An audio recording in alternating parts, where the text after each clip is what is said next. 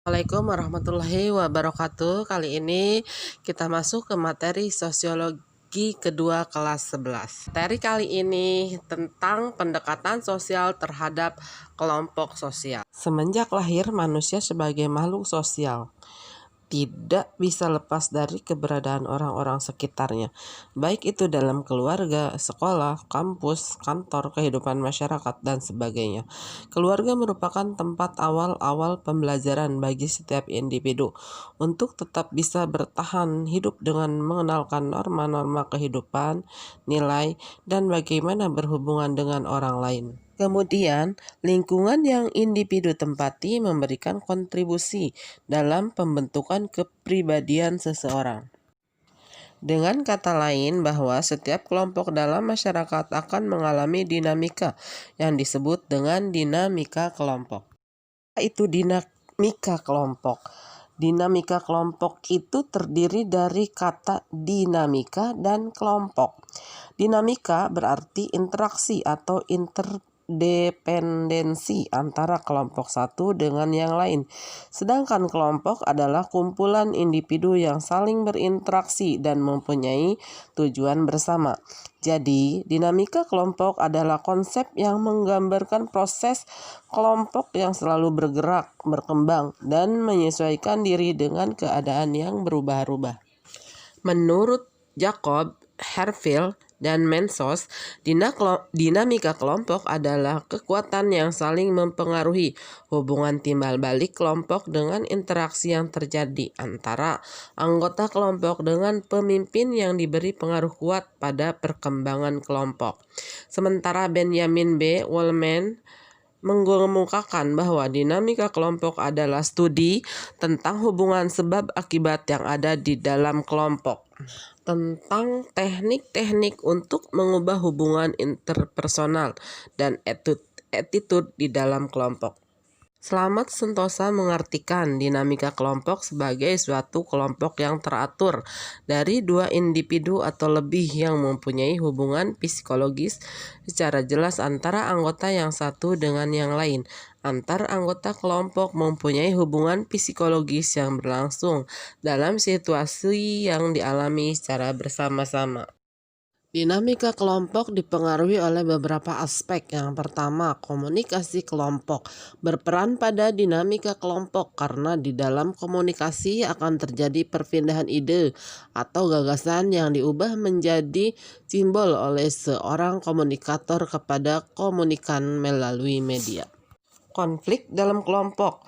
Konflik adalah suatu proses sosial di mana individu-individu atau kelompok berusaha memenuhi tujuannya dengan jalan menentang pihak lawan dengan ancaman atau kekerasan. Konflik dalam kelompok bisa terjadi akibat ketentuan norma yang berlaku tidak sesuai dengan norma pribadi individu selaku anggota kelompok. Kekuatan dalam kelompok. Kekuatan tercermin pada kemampuan seseorang untuk membuat orang lain bertingkah laku tertentu. Jadi kekuatan itu adalah pengaruh. Kohesi kelompok. Kohesi merupakan faktor utama keberadaan kelompok. Kohesi kelompok merupakan sejumlah faktor yang mempengaruhi anggota kelompok untuk tetap menjadi anggota kelompok tersebut. Pengambilan keputusan. Kelompok yang efektif dalam menghasilkan keputusan dengan kualitas baik. Pemecahan masalah. Pemecahan masalah merupakan fokus utama dari keterampilan kelompok. Masalah adalah pertentangan atau perbedaan antara yang seharusnya terjadi dengan yang sesungguhnya. Dinamika kelompok mempunyai tujuan. Yang pertama, membangkitkan kepekaan diri seorang anggota kelompok terhadap anggota kelompok lain, sehingga dapat menimbulkan rasa saling menghargai.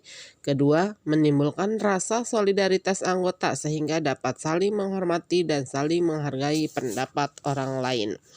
Ketiga, menciptakan komunikasi yang terbuka terhadap sesama anggota kelompok. 4. Menimbulkan adanya itikat yang baik di antara sesama anggota kelompok. Fungsi dinamika kelompok membentuk kerjasama saling menguntungkan dalam mengatasi persoalan hidup, memudahkan pekerjaan dan mengatasi pekerjaan yang membutuhkan pemecahan masalah, dan mengurangi beban pekerjaan yang terlalu besar sehingga selesai lebih cepat, efektif, dan efisien. Contoh perkembangan kelompok sosial di masyarakat. Yang pertama, keluarga adalah unit satuan masyarakat terkecil yang sekaligus merupakan suatu kelompok kecil dalam masyarakat. Keluarga merupakan gejala universal yang terdapat di mana-mana di dunia. Kelompok kekerabatan, hubungan kekerabatan atau kekeluargaan merupakan hubungan antara tiap identitas yang memiliki asal-usul silsilah yang sama, baik melalui keturunan biologis, sosial, maupun budaya.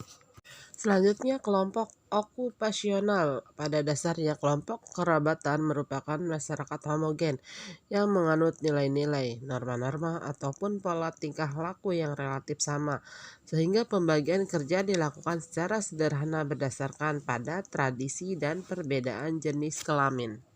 Kelompok volunteer. Berkembangnya sarana komunikasi secara luas dan cepat menyebabkan tidak ada masyarakat yang benar-benar tertutup terhadap dunia luar. Heterogenitas masyarakat semakin luas. Makin berkembangnya masyarakat berakibat tidak semua kebutuhan anggota masyarakat dapat terpenuhi. Oleh karena itu, muncullah kelompok volunteer. Masyarakat desa. Masyarakat tradisional merupakan masyarakat yang sebagian besar atau keseluruhan aktivitasnya berkaitan erat dengan tradisi, baik yang berkaitan dengan religi maupun non-religi. Masyarakat tradisional pada umumnya hidup di pedesaan sehingga dapat diidentikan dengan masyarakat pedesaan. Masyarakat kota. Masyarakat modern merupakan masyarakat yang sebagian besar warganya memiliki orientasi budaya yang terarah ke kehidupan dalam peradaban dunia masa kini. Masyarakat perkotaan merupakan sekelompok orang yang hidup bersama pada suatu wilayah tertentu yang menjadi suatu pusat politik, pemerintah, atau industri, perdagangan, kebudayaan, dan memperlihatkan sifat atau ciri corak pergaulan dan tata kehidupan yang berbeda di masyarakat desa. Sedangkan secara sosiologis, pengertian kota terletak pada sifat dan ciri kehidupan dan bukan ditentukan oleh menetapnya sejumlah penduduk di suatu wilayah perkotaan. Tinjauan sosiologi dalam kajian kelompok sosial dalam masyarakat. Manusia senantiasa mempunyai naluri yang kuat untuk hidup bersama dengan sesamanya. Apabila dibandingkan dengan makhluk hidup lain seperti hewan, manusia tidak akan mungkin bisa hidup sendiri. Manusia dengan manusia lain mungkin akan mati. Manusia yang dikurung sendirian di suatu ruangan tertutup pasti akan mengalami gangguan pada perkembangan pribadinya, sehingga lama-kelamaan dia akan mati. Sosial yang dilakukan oleh manusia ini akan berlangsung secara bertahap dan berkembang seiring kehidupan yang dijalani.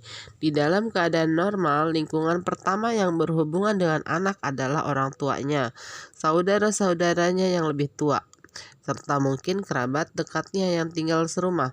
Melalui lingkungan itulah si anak mengenal dunia sekitarnya dan pola pergaulan hidup yang berlaku sehari-hari.